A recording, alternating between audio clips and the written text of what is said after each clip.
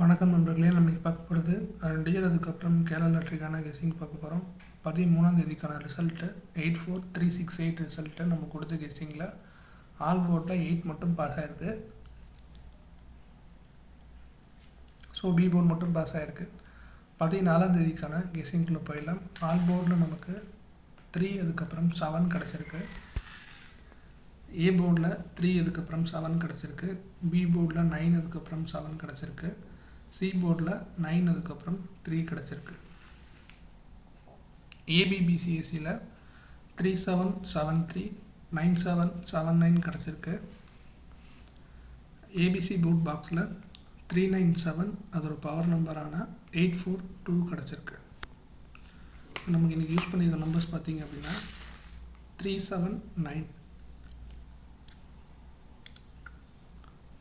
So இந்த 3 number தான் நமக்கு யூஸ் பண்ணியிருக்கோம். ஸோ அதுக்கேற்ற மாதிரி பிளான் பண்ணிக்கோங்க.